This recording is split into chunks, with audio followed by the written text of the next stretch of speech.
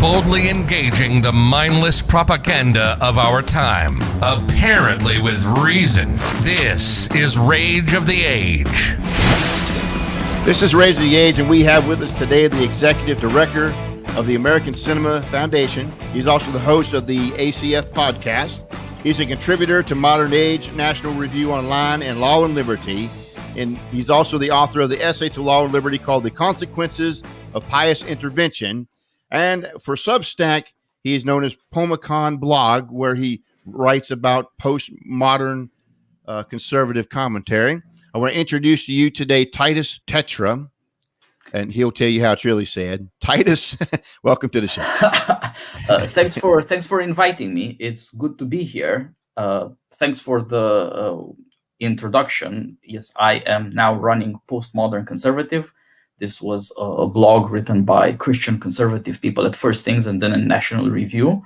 And now I'm doing it over at Substack because it's an independent platform.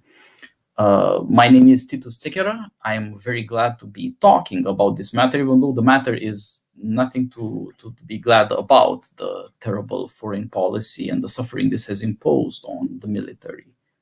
And in particular, this article that we're discussing, you were talking about the film of Black Hawk Down. And of course, that's about one day in the length of the entirety of the issue. 3rd October 1993, where U.S. troops engaged in a pretty serious fight in Somalia, Mogadishu, which I'm pretty sure most Americans have forgotten. And but that movie, does a pretty good job in capturing a lot of what's going on. You see in one day what really is a culmination of a lot of things moving that direction. And your article, it talks about the movie, but you also discuss the politics and the mindsets behind it. Well, did you recently watch that movie or something again, or what prompted you to write that? Yeah, it's a Ridley Scott movie. The Gladiator guy. It's a very good movie. It's both a good portrayal of, in this case, Delta Force and Rangers at war, and it came before all these more recent movies, Lone Survivor or American Sniper, or the movies about the Great War on Terror about Afghanistan and Iraq. It was a precursor of all of this stuff, but it also had this strange prescience. It's almost prophetic about how things can get really screwed up really suddenly, and the men who are caught under fire don't even know it's going to happen. And this was, as you say, about Mogadishu, Somalia, as a very small, as American invasions go, it's the smallest or nearly. And nevertheless, a small operation very quickly turned into this very dangerous fight, ended up with 19 men dead and 70-something injured. So this could have been so much bloodier. Yes. Happily, it turned out to, it turned out for the best, I guess, in the circumstances. No more people died. But that was 93. And of course, things only went worse from there.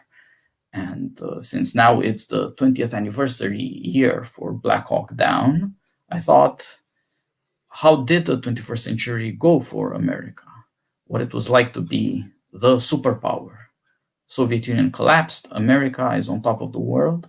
Nothing in history like it. So much power.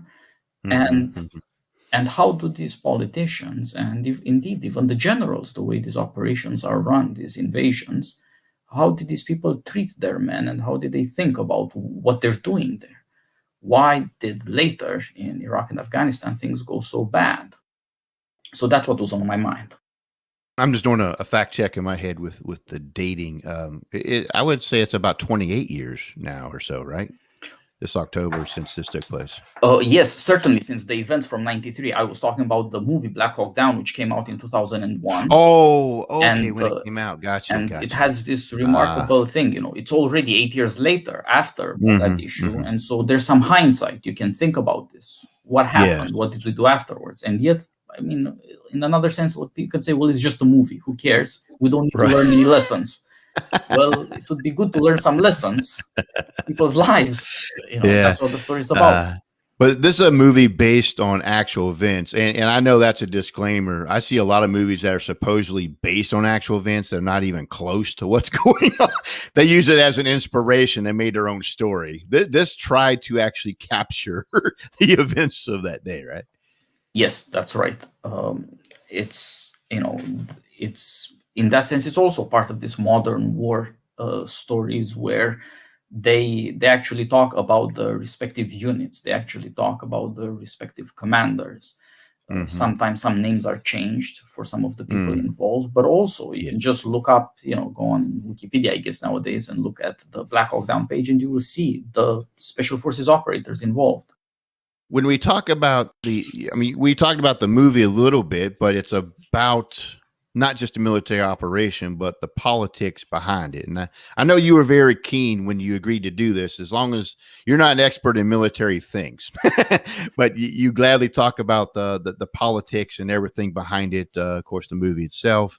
And I'm okay with that because the politics affects what a military does and does not do, what it can and cannot do, whether it's allowed to even do anything or not do anything, as this movie portrays. So some of the politics behind it shows some of the or point out some of the difficulties that we were having before we even started that. Yeah, I am not a veteran. I've never served. There's much about the military experience that I'm simply not competent to talk about. That is your expertise, and people should be listening to you on all these matters. But I do have training in political science, and I'm a film critic, so I'm willing to talk about these things. Now, I think you're right that the political portrayal is the most important thing here because it explains why it got these men in trouble. At the strategic level, there is a remarkable sentimentality portrayed in this invasion. A bunch of people that ultimately come down to a general who has control of this division decide that if they're going to pick out this one bad guy in an exfiltration operation, that's going to solve their problem, as though they're not talking about a country that had already been for 6-7 years through a civil war at that point. All in all, more than 500,000 people died, and I think most of them may have been starved rather than shot dead. It's crazy. Right. And these people think that they can show up and get rid of this guy, and that would make a difference, maybe make a great difference. Well, later in the 90s, that guy did drop dead, but it didn't stop the civil war in Somalia. It went on for another decade, and it sometimes got worse again. And it's not good now. Somalia now is broken up. There's a Somaliland that is claiming independence, but nobody's recognizing it. There are other regions that are claiming autonomy. Sentimentality at the strategic level cannot fix the fact that America is not in charge of Somalia. Nobody there wants Americans to run this country, and Americans don't understand the people or the place. What are you going to do here? How would any of us know, really?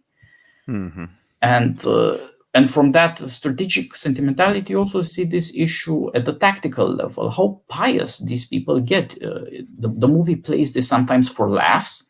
You see soldier, there's a guy who is new to the operation, like the audience, and so he can receive the explanations we are looking for. Why are these men waiting to be fired upon?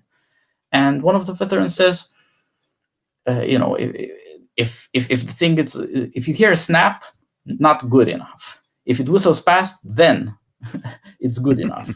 You have to have these markers for when is it okay to open fire at massing enemy formations. Right. And think, what do you people think you're doing here? This is not an act of war. It is an act of piety. And the soldiers are just forced to deal with it. Just like in other scenes, you see soldiers on choppers, going around doing surveillance, and they see this horrifying stuff happening, that the humanitarian aid Americans and Europeans and the UN are sending to Somalia is in fact being hijacked by these warlords that America is supposedly fighting. You're literally paying for your enemies to be better off. You're right, and that's the irony. War. That's an act of piety, right? The irony you're talking about is that most of those people that were dying in Somalia was from starvation. The UN was like, well, we'll give them food. But all it did was basically give more power into the hands of the warlords, who still starved the people anyway. And the forces we sent there to quote unquote observe simply observed them stealing it and not giving it to the people. Yeah, exactly. I mean, the humanitarian intentions, great. What does this do in the reality? Now this warlord has more food for his own operations. Hell, he can sell the aid to get That's more right. weapons. And it's a means of control. Exactly. If you're good in my good graces, I'll let you eat. If you're not, well, you're going to starve. And so you see, the movie is very clear. It's unambiguous about all this stuff that makes your jaw drop. Who the hell thinks this is war?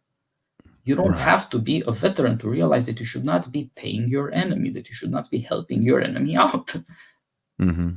Now, you call your article "The Consequences of Pious Intervention." So, unpack that a little bit for us. What do you mean by these pious interventions?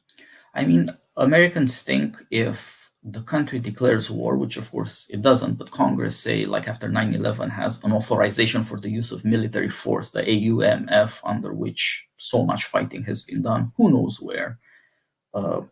When these things happen, Americans think that there's some reason to fight. Somebody is killing Americans and they need to get killed because it's the simplest way to get to peace. Victory will lead us to peace. They think war is going to be fought. This is not going to happen. What is going to happen, in fact, is that a bunch of political leaders and the political leadership of the military are going to decide on all sorts of operations that are not intended to further American interests. These people don't seem to be asking themselves who is getting in the way of Americans leading an American way of life that people are pleased with. Who is getting in our way? They're asking things like, well, could we make Somalia into a peaceful place? Could we put an end to warlords there? Could we stop this civil war? That's, again, not an act of war. It is an intervention based on piety, on the ideology of humanitarianism. And it's not exactly all that American either. I mean, the fact that it's not patriotic is the biggest selling point. The fact that it has nothing to do with Americans is why people in politics want to do it. That's pretty crazy. The fact that it's organized through the UN rather than being an American operation, again, that's pretty crazy. And altogether, you see the consequences because the farther you go away from saying, what are American interests here and what are American capabilities here? The farther you go from that simple strategic calculus, the harder it is to say, what are we even doing? When is it success? When is it failure? Ignoring these kinds of questions of American interests and American competence leads you eventually to say, what we need here is an exit strategy. That's this infamous expression from the Bush years that means we're not going to win, and we don't want to say we're going to lose. We're going to exit strategy. Yeah, well, we've had that since Vietnam. It's been the gameplay ever since. We jump into something, don't understand it, don't know what we're going to do. Now we're in it up to our necks. Well, how do we get out now and not look like we left? but we're leaving. It's like we've just hit the same play button over and over again in many scenarios. Yeah. The interesting thing you wrote in your piece there is we're there. It's a UN operation, but let's face it, it was an American operation, right? Everyone's there, but no one's interested. No one really wants to be there. It's for this great cause, this pious intervention, but no one wants to do it. They're just totally disinterested. So from the very beginning, this thing was doomed to fail. Yeah, victory was not on the menu. These people are not asking themselves, well said, who do you have to destroy to get this done? And to leave everybody else alone too. Maybe there are American enemies that have to be wiped out, but everybody else can go on with their lives. America has no interest in making life worse for them. Why is this prolonging? As I was researching this stuff, I ran into this by accident. There are American troops in Somalia now.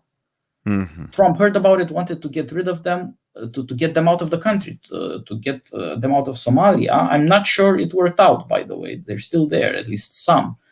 And why? As you say, it's 20 years later. Well, they're there. These things don't stop. Just like, another reason I wrote this is because, of course, now 20 years of Afghanistan, withdrawal, retreat is finally happening. America will not say we lost, only suggest sort of at the level of political leadership that we should stay there for 100 years to win, which is, crazy. This is crazy town.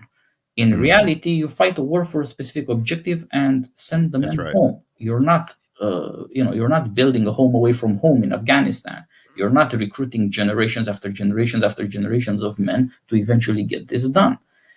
But somehow or another, these troops have to be pulled out of Afghanistan, President Biden says.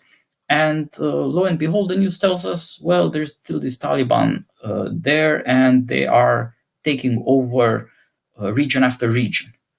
Well, you had 20 years to beat these guys. Were you never interested in victory? Or is it that the greatest military force in world history just can't hack it? So you make some very good points where again, from my personal experiences, I have often asked the question, are we even trying to win? Yeah, what in the world is the purpose of our existence here if we're not even trying to win? Because it seems like everyone somewhere, there was like this invisible vested interest that really didn't want to do anything. We're just there because we have troops there now in Afghanistan, but I would pretty much say they're not doing much.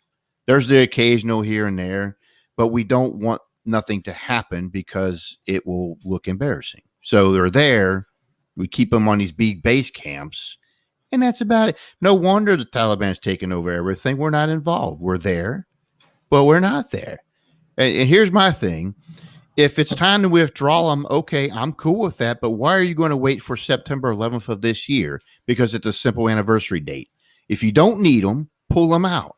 If you have to keep them till that magic date just so you can celebrate, to me, that's pretty callous with what you're doing with your troops over there. Yeah, I mean, there's another perfect example of looking to some kind of pious celebration instead of asking yourself, these are real men. Their lives matter. If they're supposed to risk their lives for something that is of great importance to America, they're signing up for that. But they're not signing up for your ceremonies. They're not signing up to do a kind of theater, Afghanistan 20 years later. And somehow, apparently, this doesn't really matter. It's, as I said, there's a big strategic problem when these people are sentimental about fixing the problems of nations that we do not understand and where people really don't want us and will not do what we tell them. And there is this crazy tactical piety that suggests Americans should just get themselves killed, like in Afghanistan, but especially in Iraq, patrolling over roads that were essentially replenishable minefields. You get rid of some IEDs, but then you have to do those routes again, and there will be more IEDs planted there so that more people can get killed. That is not the way American soldiers should ever be treated by their leadership. You're being asked to drive through minefields again and again and again and again, sometimes for years. That's a crazy way of dealing with things. It might seem like the humanitarian thing to do, but it is not war, and it is not fit for Americans. People serve for a purpose. That's the good of the nation. They are not there to perform these empty ceremonies.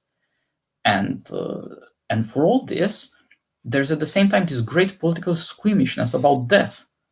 If you don't want a lot of people to get killed, don't send the army. The military kills people. That's what they do. That's what they're trained for. And it is the safest way. For the military to go through anything well, you have to kill everybody who gets in the way. Because after all, the lives of American soldiers matter more than the lives of whoever it is that the enemy is that they're fighting. I would definitely say that squeamishness that you talk about actually affects how we conduct operations in real time. What usually happens is most operations that are considered kind of dangerous, we take the most elite troops we have who we actually allow to do those things, and we just use them. And so, but our actual regular combat forces that we're supposed to have trained for these scenarios, we refuse to risk them because we're squeamish about, well, people might die. Well, what are you trying to achieve? Again, Do you want to win? Do you not want to win? If we're not going to be used properly, don't put us there. It's just, but we keep repeating this thing. We want results without actually doing any effort. We honestly believe that if we show up, we plant the flag, and we say, we're here for good stuff, we're here for you, and everybody will just suddenly act nice, and then we'll just, go home? But it's never, ever worked that way. I don't know why we keep repeating that same pattern over and over again. Yeah, it's simply the case that elites do not understand that wherever you go fighting a war, that's somebody's country there. There is somebody who is weak compared to American arms, but who has fanaticism or who has love of his home or just anger getting him to fight. You can't show up and say, well, let's make friends. They don't show up in America to make friends, do they? No. That's not what happens when you go in with a lot of military hardware in somebody's backyard. They're not going to like that. There's no way to turn war into something else than war. You can have all the humanitarianism you want, but people see the weaponry, people see the APCs, people see the Humvees, people see the choppers. That's not peace, that's war. That's what they're there for. And yet, as you say, they can't be used. And so for political purposes, more and more of war is fought in this secretive way through special forces. And these people are heroes, but they're not Superman. They cannot fix the problem by the end of the episode because this is not a TV show. It's not a cartoon. Well said. You can ask some things of them, but not the impossible. You put yourself in a situation where you won't fight to win because you might not even believe victory is worthwhile at the political level.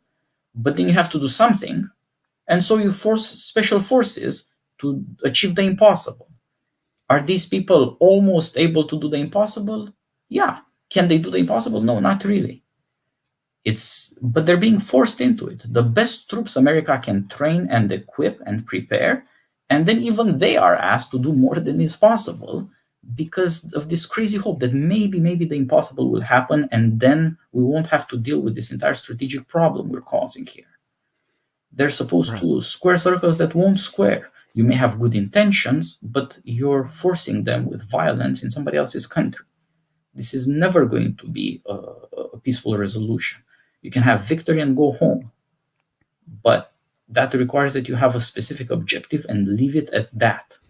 Don't worry about Afghanistan 20 years later. Maybe there was a reason to fight in Afghanistan in 2001, but there isn't any in 2021. There was not one in 2016. There was not one in 2012. Exactly, and that's the point. What was the objective? When we went to Afghanistan 2001, that made sense. There was an objective. There was a reason to use the force we did. But, like you said, here we are 20 years later, and the only reason we're waiting is so some president can say on a 20th anniversary and put on some show, I'm pulling them out, like he personally accomplished something. But he's keeping them there just for that date. Yeah. We've lost the sense of the object. You've said the word over and over again, and that's probably the key point. What's the objective? Anyway, it's almost like we never know what the objective is. Yeah, that's this terrible thing that hangs over America, this incredible power, this incredible military. But if you ask, why are we doing this? There's never any answer. Mm-hmm. That's not, you end up with a population that simply ignores that the war is still happening. Yeah. That's not good. Whenever the military is involved, Americans should know that this is happening, not least of which because these are American men and women who are going into danger. They deserve a certain respect, and that comes with the basics of saying there's a purpose to achieve here. This is a series of operations with a specific limited objective, no more and no less. Yeah. It's not theater, it's war. And apparently that's somehow impossible. Neither party is going to do this. Neither side of our elites is going to show any respect either to the population or to the military forces involved. And so, things drag on. But it's not just that this leads to this exaggerated reliance on special forces that asks the impossible. It also leads to military contractors or mercenaries. Mm-hmm. There are twice as many mercenaries in Afghanistan as there are US troops for reasons of plausible deniability. The politicians are squeamish about death. And if American men who have gone from the military to private contractors should be in danger or die, well, they don't matter anymore. They don't count. Well, really? Those people are only mercenaries because they were soldiers in the first place. The military and the government have a responsibility for them. And they're only there because of US objectives. But apparently, if you shuffle them out of the military and into subcontracting, you have privatized war and their lives don't matter. That's a pretty crazy way of doing things. You're listening to Rage of the Age. Rage of the Age. Politics, religion, economics, and history with a conservative bend. That's an interesting phenomenon you're pointing out that has really exploded in the past few decades. Private it reminds me of the Renaissance days of warfare. We've totally reversed.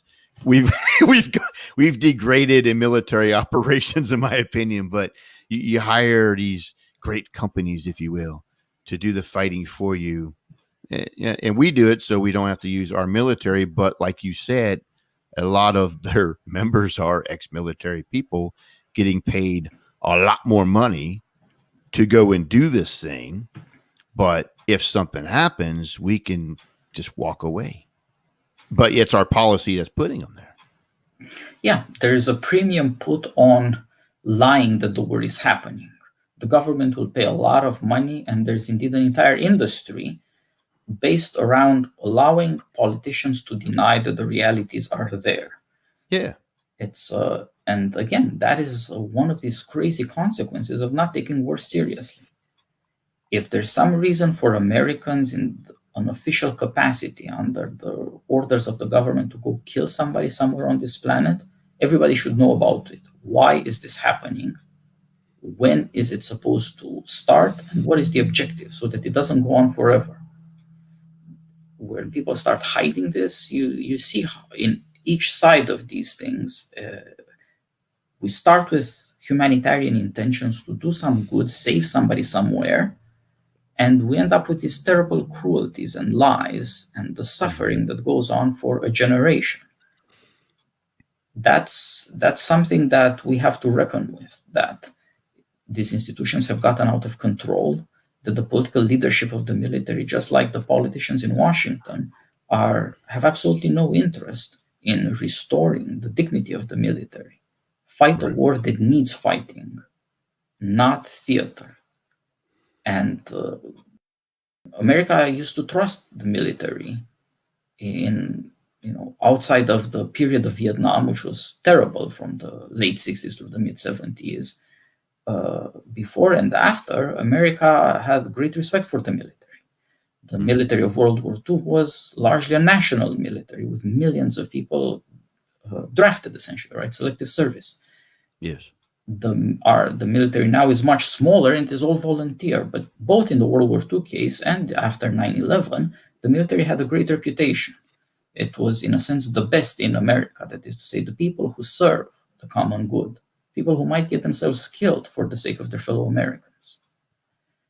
And all of that reputation and the lives of so many people are being squandered simply because institutions can get away with it. The Pentagon can get away with it. Politicians can get away with it. At some point, we have to wake up and stop letting this happen. Well, you mentioned quite a few times a bunch of theater.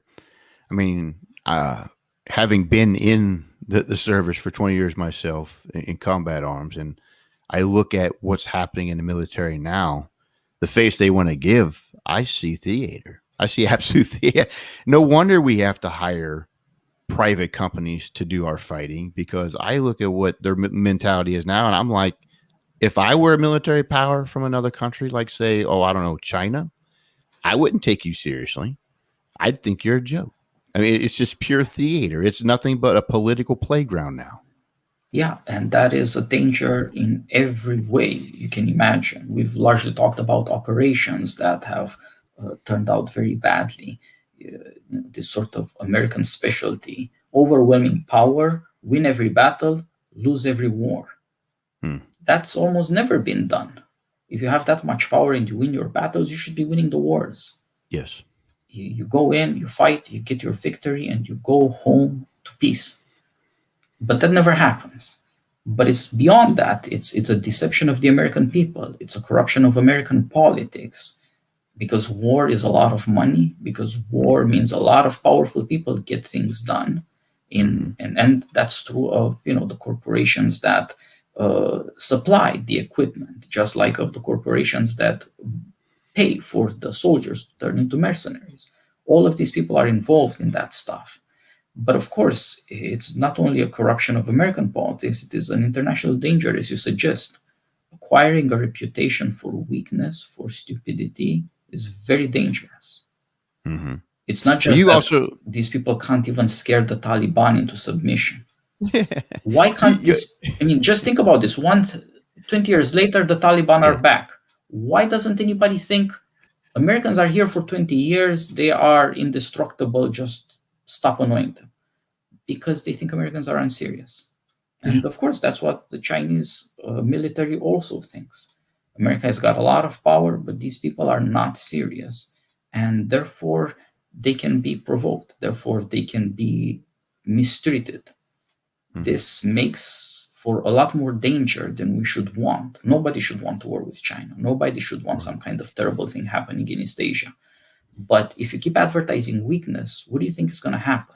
If you keep putting so much men and money and time and operations into something that is a complete waste and leads to catastrophe after catastrophe, what do you think will happen?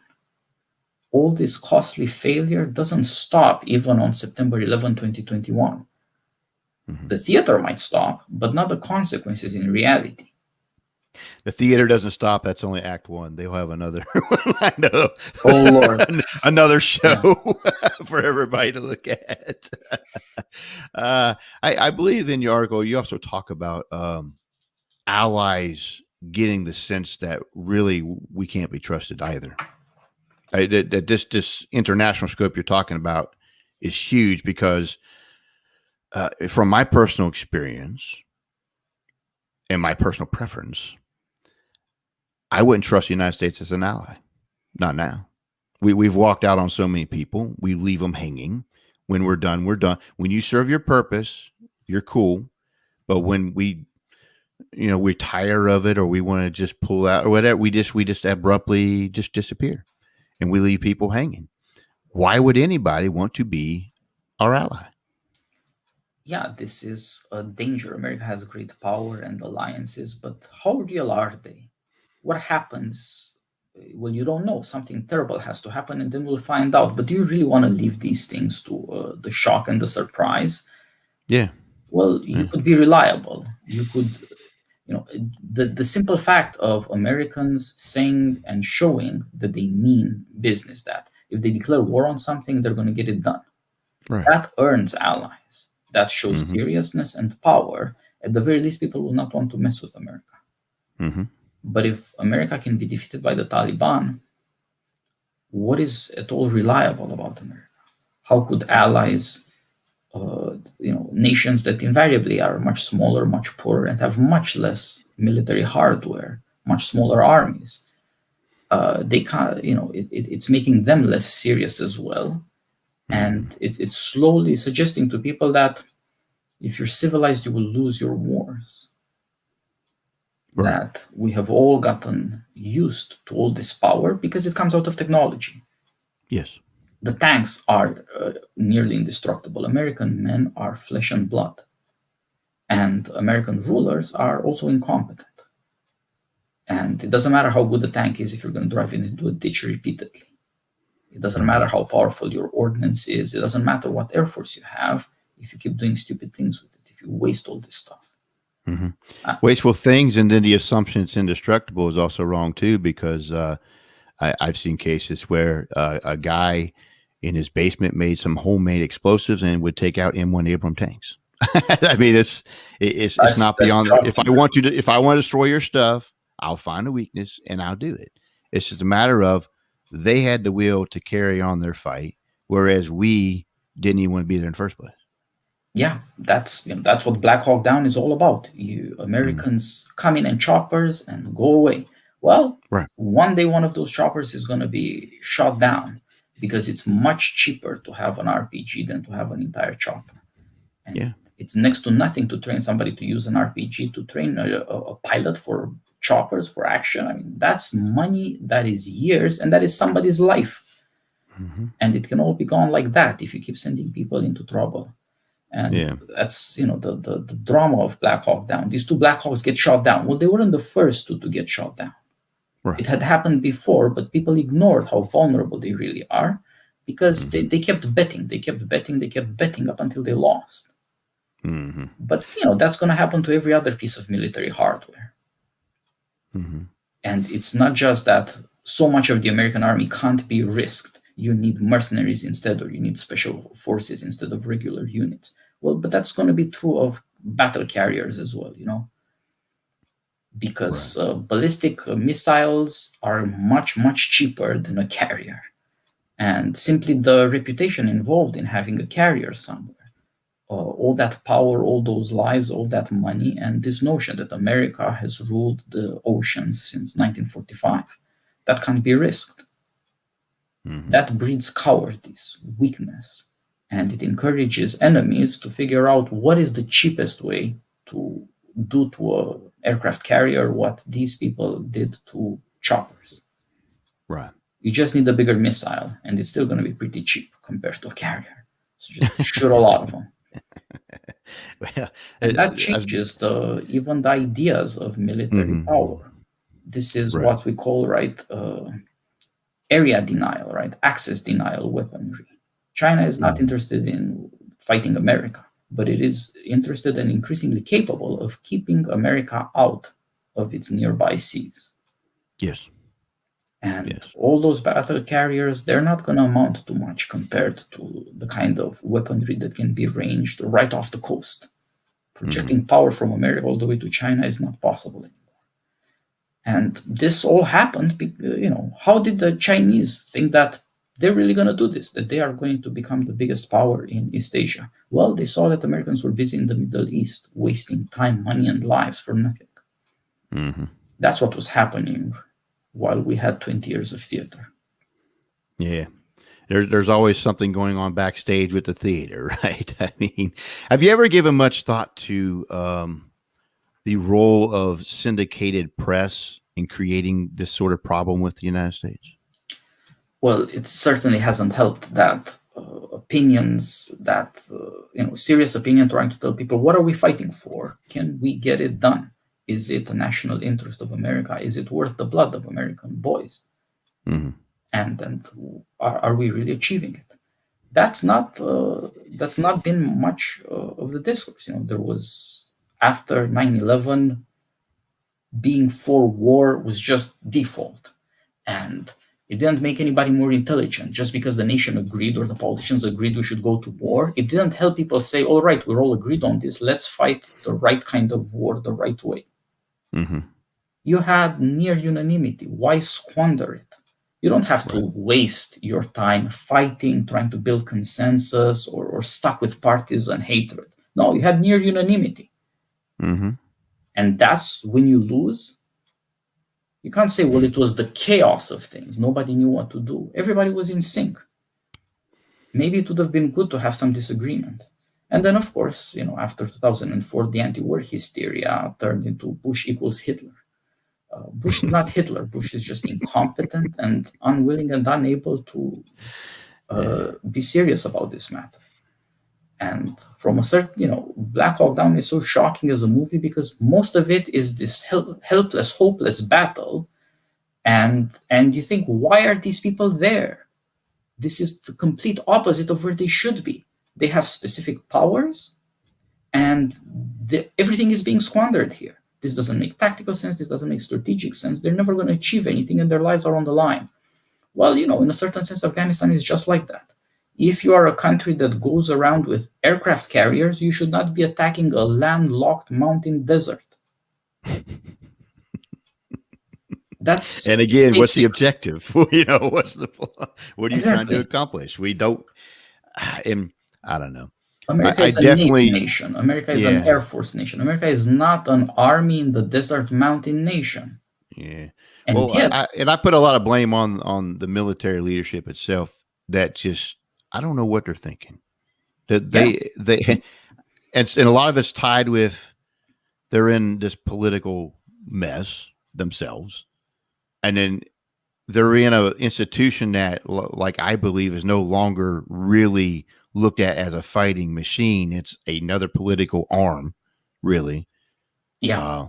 But still, if you're like the general in this movie, did he really think that I'll fly in to the middle of their place where no one, the rest of the UN's not in there? There was no backup force to react. None. There was there was no plan B. We'll just fly in, grab them, fly out. We'll have lunch, and the whole infrastructure of Somalia will just crumble as if this one guy ran it. But he's one of many warlords. Yeah. What was he thinking? In broad daylight too, so they get in broad good daylight. targets. Yeah. So what was he thinking? I mean, in my mind, he's like, I'm going to make a big name for myself, and I don't care how many men I risk to do it.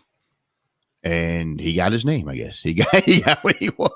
Yeah. And then he had, in the movie, he had the White House.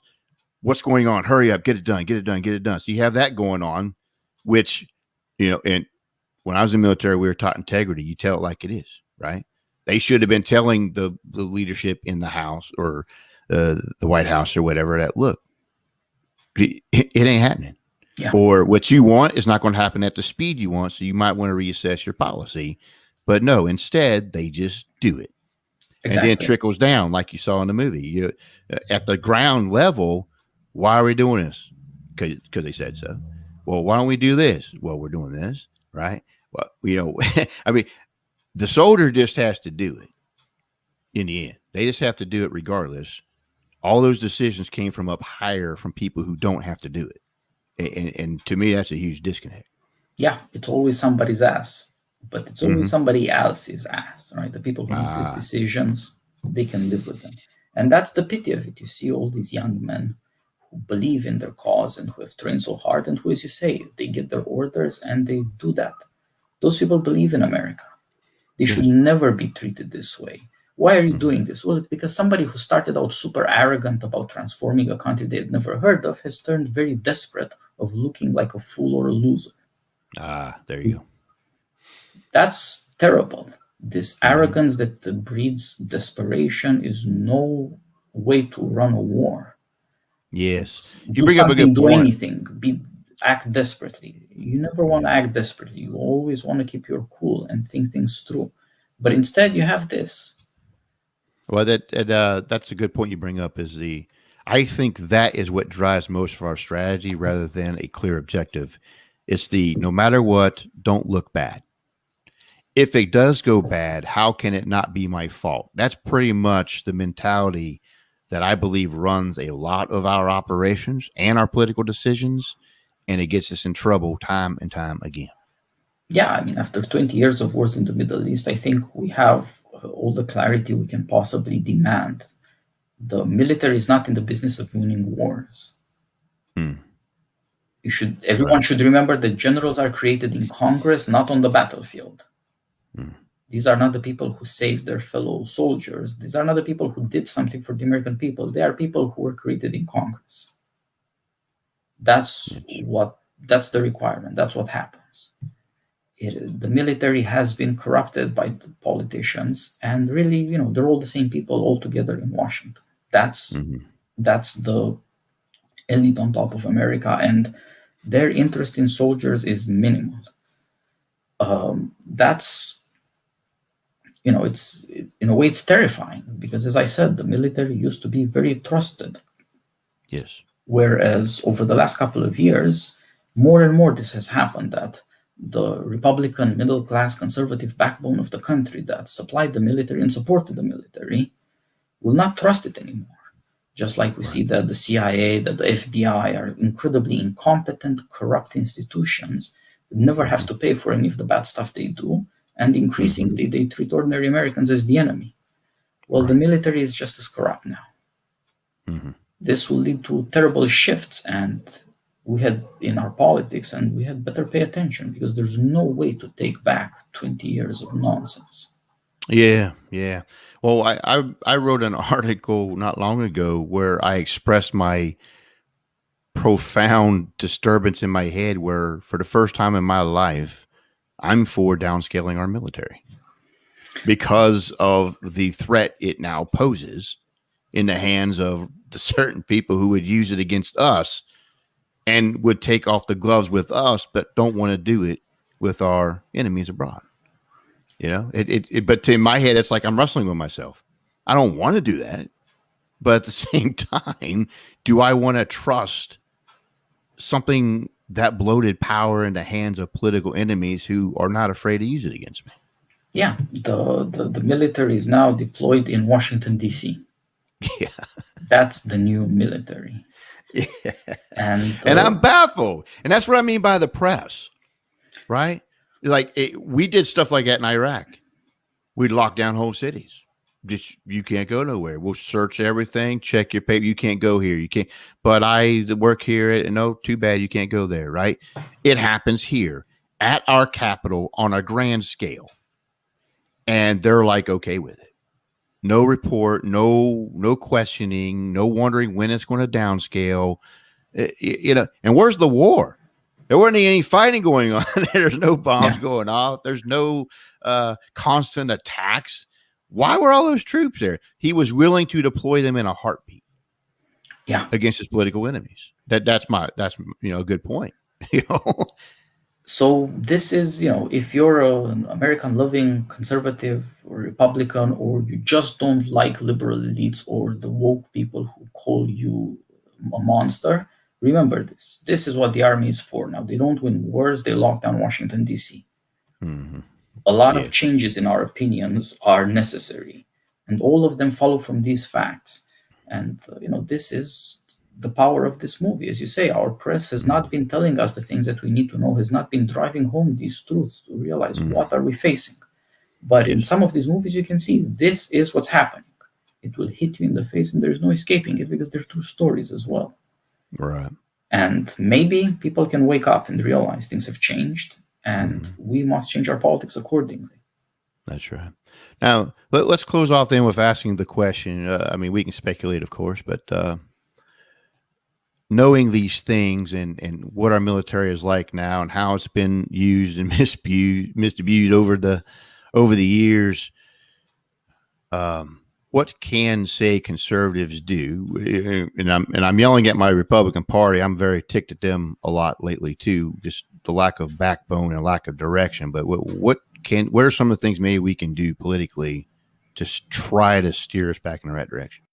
Well, conservatives should try their hardest to take control of the Republican Party. And this would mean finding who are likely candidates, who are men of integrity, especially if they have served and they know the terrible things that are happening. And especially those who are ambitious and who want to be a senator, who want to be a president. Because with those people, you have influence. They need votes. They need support. They cannot afford to annoy, ignore, or humiliate their electorate. And those people would have to be forced to do a couple of important things. One of them would be to take control of the promotions. Make sure that, how do you control the army? Control their promotions. Do not create more colonels or generals if the DOD, if Pentagon doesn't fix the things that you want to fix. Right. And at the same time, it would mean seriously circumscribing, finding out who are these kinds of people who are willing to send the army to DC to show that they're in control of the population. Those people are dangerous. Where do those people come from? Who do they listen to? Those people, they are your enemies. Those are the people who send out the army to intimidate fellow Americans. And this means, really rethink about who is in the Pentagon. Really rethink, what are these people teaching at West Point? Right. Exactly. The war colleges. All of this stuff will require rethinking. And a new Republican Party will be one where they think about this stuff, where they don't say, just spend more money on the military, it'll be fine. Yeah, exactly. Right. That's how we ended up with this. This is no longer possible. And so you have to control two things. One, the money for any military project. If you stop the money, they will listen. And if you want to stop the money, you have to get a few politicians in the Congress, especially in the Senate, to want to stop it. If they have ambition, if they want to persuade ordinary people that they are there looking out for the common good and that they are there treating the military with respect, not wasting people's lives, then they will listen. And if not, they're not going to get your vote. Control a few senators and you can stop the crazy things that are happening with military spending. It's largely on automatic, and that allows for all this corruption to thrive.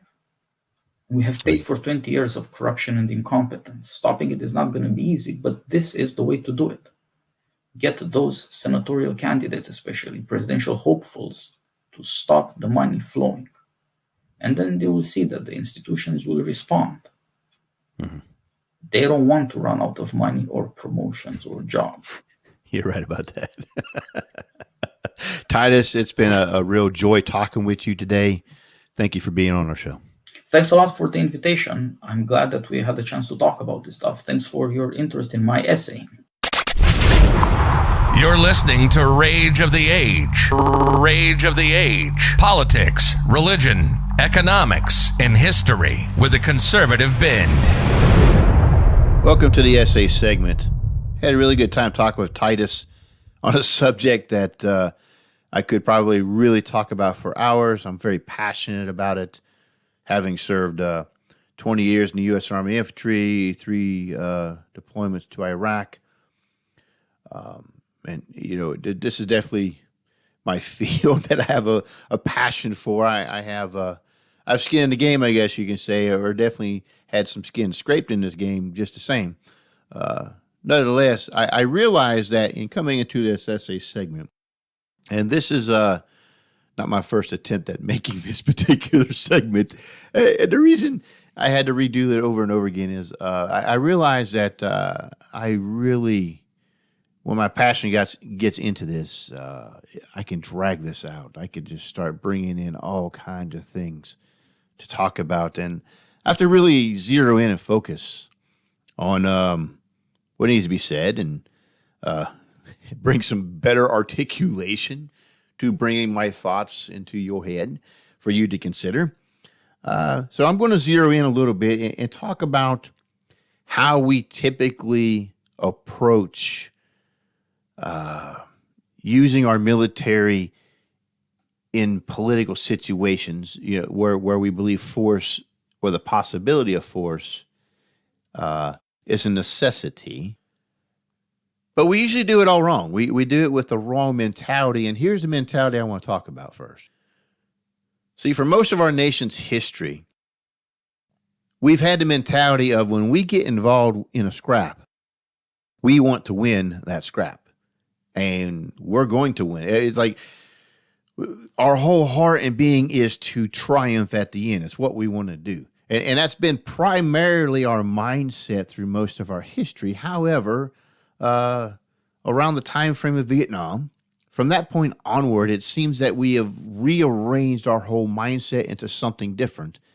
And rather than we want to win or accomplish anything, it comes down to how to not lose. Now, before you start spinning your head in circles and wondering, what in the world are you talking about? You know, if you don't lose, then you win. Well, no, not necessarily. And this isn't a play with semantics. This is a very real mindset that affects how you tackle problems. If you try not to lose, then that means you're just going to play defense and you're not going to try anything. You're not going to make any move whatsoever that you feel might backfire on you.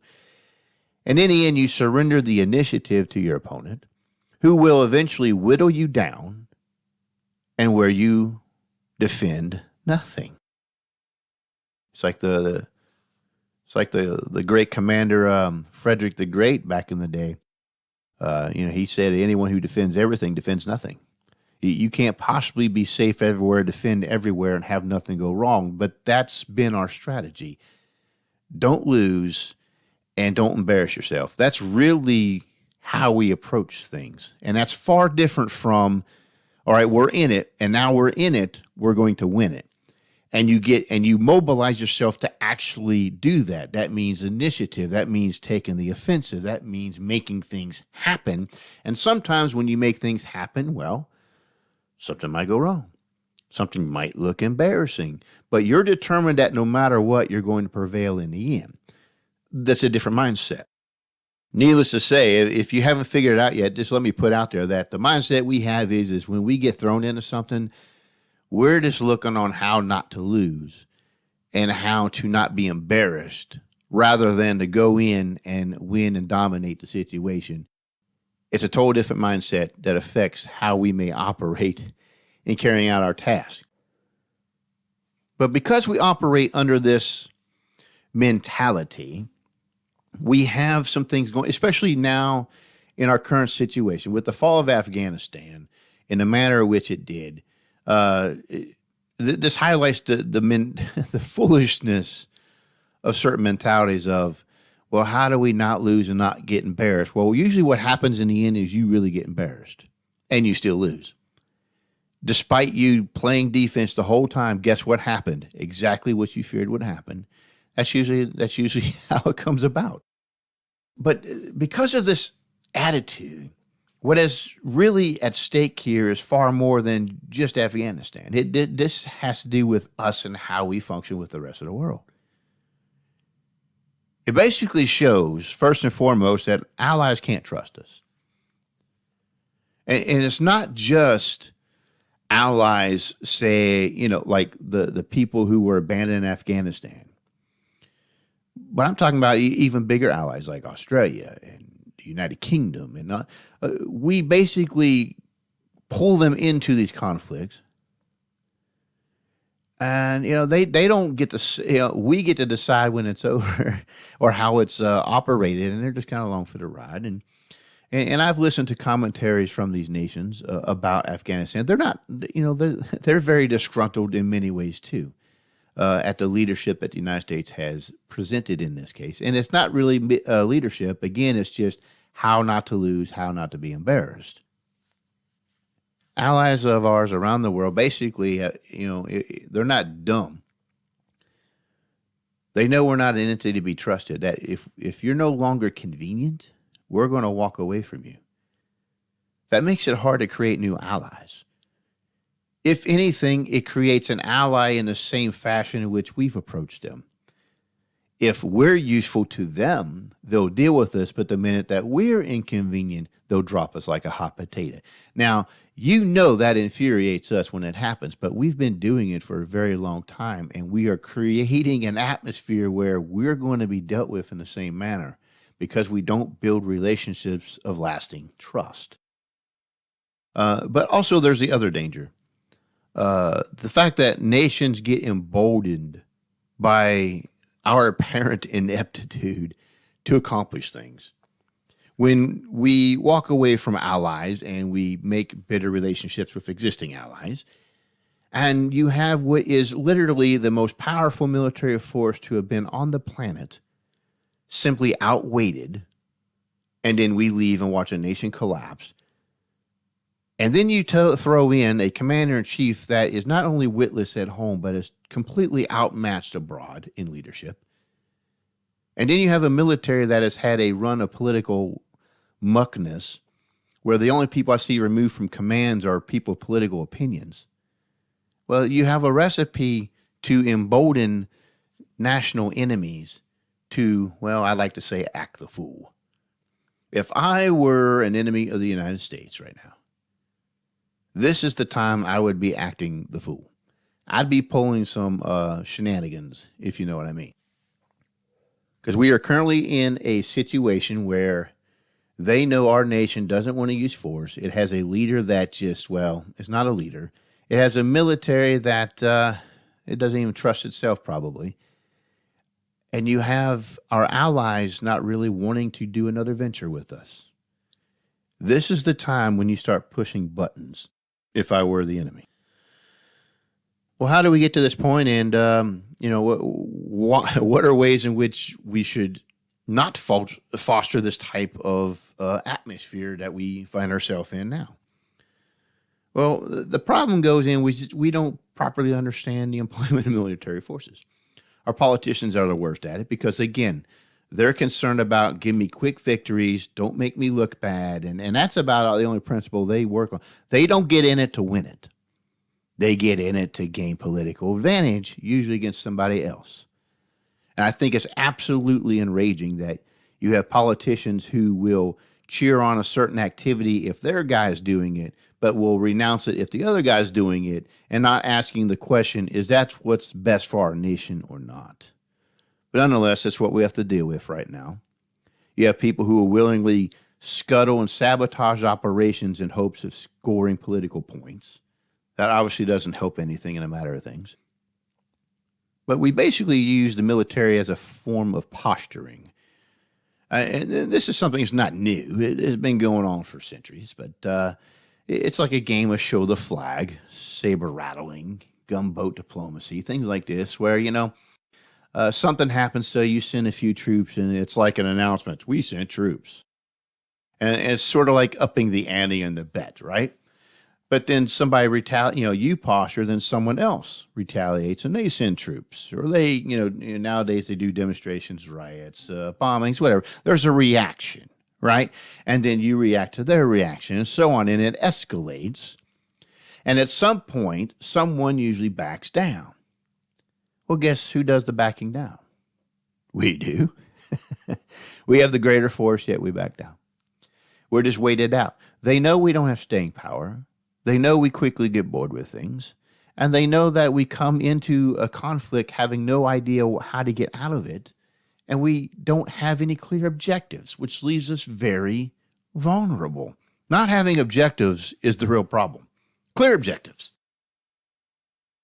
Unfortunately, when we get involved in a place, we're still stuck with the martial idea in our head, meaning after World War II, we rebuilt basically Germany and Japan. And for those who keep claiming we're imperialist, I want to smack you sometime because we took Germany and Japan. We didn't keep it. And we didn't just walk away. We rebuilt their entire infrastructures, and they became economic powerhouses that at times are a competition to us. So you can zip it with your rhetoric. Nonetheless, because that was successful, we have since then adopted this idea that everywhere we go, we'll just rebuild a new nation. But it's a faulty idea based upon it working one time with a different scenario. You have to understand that you can't just go into a place like, say, Afghanistan and suddenly make it like the United States in that scenario. It's just not going to happen. They have a different mindset from what the Japanese and the Germans had. Afghanistan was absolutely splintered as far as a national identity. It's still hard to get them to think of themselves as Afghans and not, Pashtun or Tajik or something, or by their tribes. And there's just this intense rivalry has existed for years that it's not going to it's not going to go away because we said, well, now you're Afghans, form a national government, and get over it. That's absolutely insane. Now, we got involved in Afghanistan for a pretty darn good reason, I believe. And we took out the Taliban, and we were hunting Osama bin Laden, and these were legitimate responses. When they were pushed out of Afghanistan, why did we stay? What made us stay? Because of this notion of nation building that just plagues our mindset. But we forget the scenario that made that a possibility in the first place. Take again Japan and Germany. All right. Why were they ready for nation building? Because they had no nations left. They literally had to be rebuilt. They once were something, now they're not. Here's an offer to rebuild them. It's better than what they had. It was something to accept. You have to think that by this time the Japanese had been fighting for 8 years, and Germany had been fighting for about 6 years in a world war. And this wasn't a world war that was fought somewhere else across oceans, meaning there were oceans involved, of course, meaning that it didn't happen at home. They had been bombed into oblivion. The Japanese, of course, had 2 atomic bombs dropped on them. The millions of casualties and deaths, bombings of cities and destruction of infrastructure, starvation is taking place, just untold suffering and misery. Basically, in the end, here's what happened. Their will to fight was utterly destroyed. Only after that was this idea of building a nation even possible. Now, let's face it. That's probably not going to be a strategy that we employ anytime soon. To utterly obliterate a people's will to fight and then begin to rebuild them as a nation. And since we're not going to do that, I think it's absolutely ludicrous to insist that our strategy is we'll just rebuild their nation, because listen to the key word, rebuild.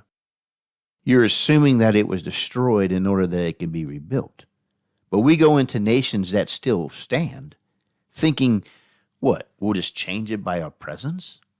It doesn't add up. It makes no sense in a political military scheme of any endeavor, because the prerequisite has been removed. And since we're not going to go to that depth, at least in most cases, it's not going to happen, right? In most interventions, we want them to be smaller. We don't want to be fully committed to on a level of total war. And since that's not the goal, we can't have as the end goal objective to totally rearrange a nation and make it in our image. It's a bad scenario to think of it that way. Does that mean that there'll be no levels of nation building going on? Not necessarily. No, it doesn't mean that at all. But what we need is clear objectives, though. And we have to know what we're trying to accomplish and then get behind the effort to win and do it. And then when that objective is complete, give ourselves permission to pull out. I mean, I think of a pretty good example in Iraq of 1991 during Desert Storm. The Iraq nation under Saddam Hussein had invaded and taken over Kuwait. Now, the objective then of our troops and the troops of a whole coalition of nations from around the world, and especially around that area, everyone was willing to deal with this guy, Saddam Hussein, to get him out of Kuwait. So politically, we set the right setting. We go in with large military force and hardware, destroy a veteran army, and push into Iraq to punish it some more. And we actually liberated Kuwait. Now, that was the objective. We downsized a lot of that formation and pulled it out of the region once the objective was secured. We knew what we were doing. We knew what we wanted to accomplish, and it was accomplished. Now, what you have to understand is that these strategies don't happen with well, now it's over, let's quit and go home. That's never, ever the case. That's the other half of the problem of our mindset. Why have a military and not use it? Now, trust me, I am absolutely infuriated over its misuse, the miscalculations, the poor leadership we have from Washington on down. Absolutely infuriating.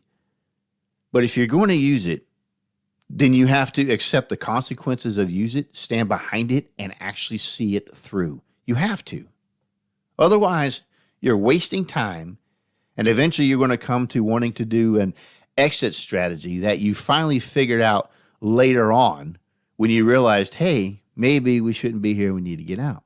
You should know why you're there in the first place, get behind the effort, and then see that effort through and win it. But we don't seem to press it that far. We retook Kuwait.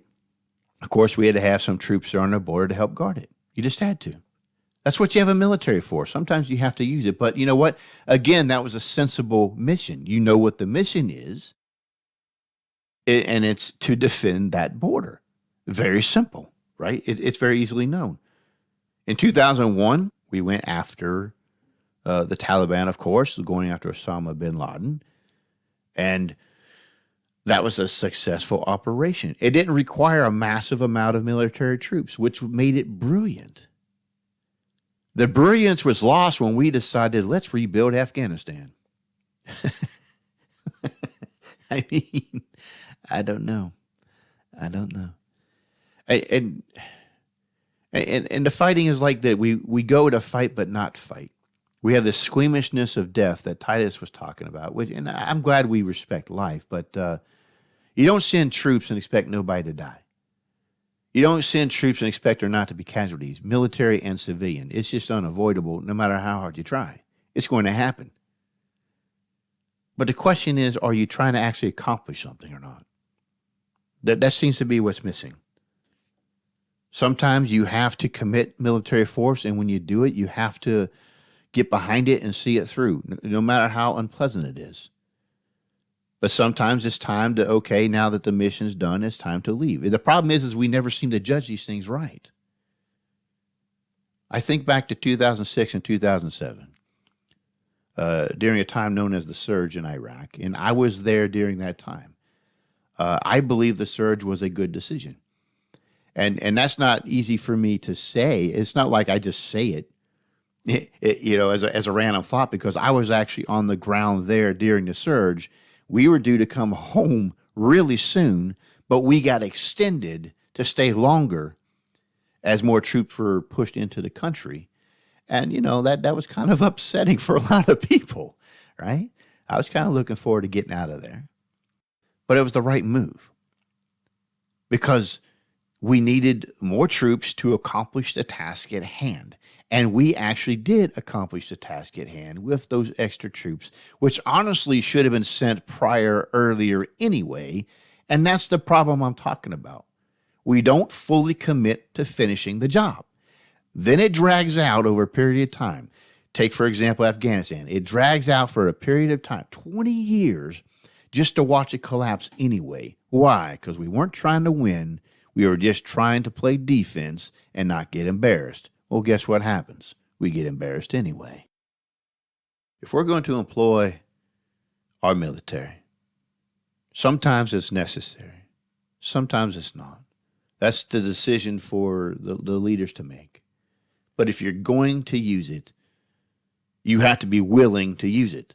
If you're not, don't use it. But if you're going to, commit to it with the mindset we're going to win, not with let's see what happens. No one wants to serve in our military that has any brains with the mindset of I'll be used to see what happens rather than you're going to be used because we want to win. You've been listening to Rage of the Age. If you loved today's podcast, make sure to leave a review on the media you're listening through. Secure future episodes by heading over to rageoftheage.com and clicking the RSS feed button. Until next time, this has been Rage of the Age.